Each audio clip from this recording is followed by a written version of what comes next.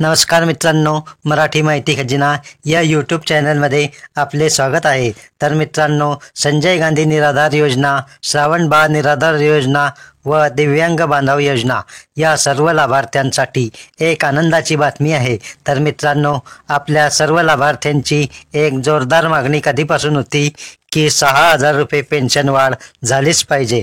6,000 रुपये वेतनवाढीसाठी आपण प्रयत्नशील होते. दिव्यांग बांधव संजय गांधी योजनेचे लाभार्थी यांना सध्या दरमहा 1,500 रुपये पेन्शन मिळते. या पेन्शनमध्ये वाढ व्हावी, सदरची पेन्शन ही 6,000 रुपये करण्यात यावी, यासाठी प्रहार संघटनेमार्फत जन आक्रोश मोर्चाचे आयोजन करण्यात आले आहे. तर मित्रांनो, हा मोठा राज्यस्तरीय मोर्चा आहे. थेट मुंबई मंत्रालयात आता या सर्व मागण्या पोहोचणार आहे. तर पहा मित्रांनो, चलो मुंबई चलो मंत्रालय, चलो मुंबई चलो मंत्रालय. प्रहार दिव्यांग क्रांती संघटनेच्या वतीने या भल्या मोठ्या राष्ट्रीय जन आक्रोश मोर्चाचे आयोजन करण्यात आले आहे. राज्यातील दिव्यांग, विधवा, वृद्ध, अनाथ यांच्या विविध मागण्यांसाठी मुंबई मंत्रालयावर राज्यातील हजारो दिव्यांगांचा आक्रोश मोर्चा. तर मित्रांनो, बुधवार दिनांक 25 सप्टेंबर 2024 रोजी ठीक सकाळी 10 वाजता हा मोर्चा निघणार आहे. मोर्चाचे ठिकाण लक्षात ठेवा, महात्मा गांधी पुतळ्यासमोर, मंत्रालय, मुंबई. या मोर्चामध्ये 13 मागण्या करण्यात आल्या आहे. त्या कोणत्या मागण्या आहेत याची सविस्तर माहिती आपण आजच्या व्हिडिओत पाहणार आहोत.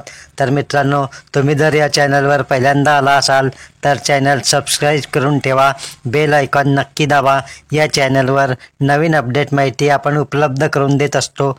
तर मित्रांनो, या मोर्चामध्ये पहिली मागणी आहे, राज्यातील दिव्यांगांना प्रति महिना 6,000 रुपये पेन्शन तातडीने लागू करण्यात यावी आणि सदरचे मानधन हे बँकेत वेळेवर जमा झाले पाहिजे. तर मित्रांनो, तुम्हाला माहीतच आहे, संजय गांधी योजना, श्रावण बाळ योजना, दिव्यांग बांधव योजना यांचे पेन्शन लाभार्थ्यांच्या बँक खात्यात उशिरा जमा होते. ते लवकर नियमित जमा व्हावी, ही पहिली मागणी आहे.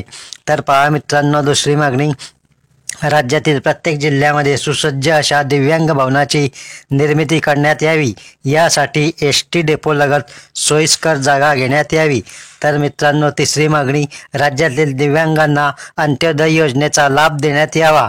आणि चौथी मागणी, राज्यातील दिव्यांगांना व्यवसायासाठी आणि राहण्यासाठी 200 स्क्वेअर फूट जागा देण्यात यावी. पाचवी मागणी, दिव्यांगांना दिव्यांग वित्त विभाग विकास मंडळाकडून वितरित केलेले कर्ज माफ करण्यात यावे. कोविडच्या परिस्थितीत दिव्यांग बांधवांचे व्यवसाय बंद होते, त्यामुळे कर्जाची परतफेड होऊ शकली नाही. परिणामी थकबाकी वाढत गेली व व्यवसाय देखील सुरू झाले नाहीत आणि मोठ्या प्रमाणावर या कर्जामुळे दिव्यांग बांधव आर्थिक संकटात सापडले आहे. त्यामुळे सदरचे कर्ज माफ करण्यात यावे. तर पहा मित्रांनो, सहावी मागणी, दिव्यांग कायदा 2016 नुसार प्रत्येक स्वराज्य संस्था तसेच शासकीय विभागाने 5% इतका निधी खर्च करणे बंधनकारक आहे.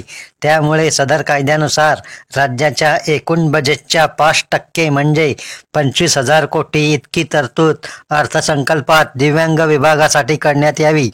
तसेच महाराष्ट्रातील जिल्हा परिषद, महानगरपालिका, नगर परिषद दिव्यांग कल्याण निधीचे स्वतंत्र सरकारी बँकेत खाते काढून त्यामध्ये 5% निधी वर्ग करण्यात यावी आणि याच खात्यामार्फत सर्व जमा खर्च करण्यात यावा.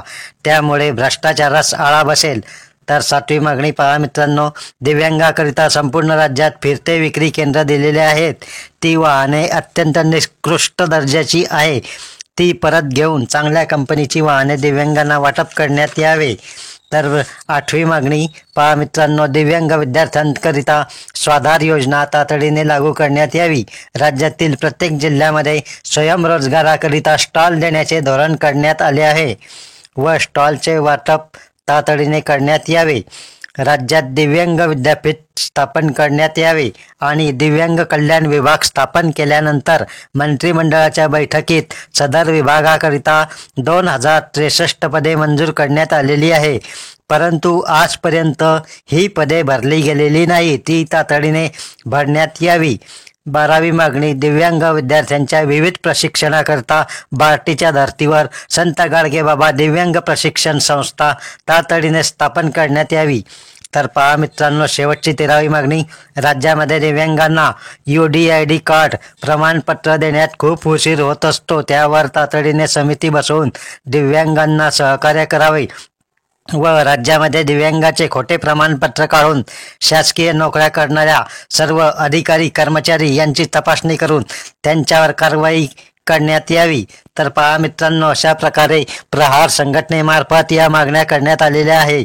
भला मोठा हा राष्ट्रीय मोर्चा आहे, त्यासाठी तुम्हा सर्वांचा या मोर्चास पाठिंबा आवश्यक आहे. आपल्या मागण्या नक्कीच पूर्ण होतील, त्यासाठी आपण हा व्हिडिओ जास्तीत जास्त शेअर करा. निराधारांचे पेन्शन 6,000 रुपये झालेच पाहिजे.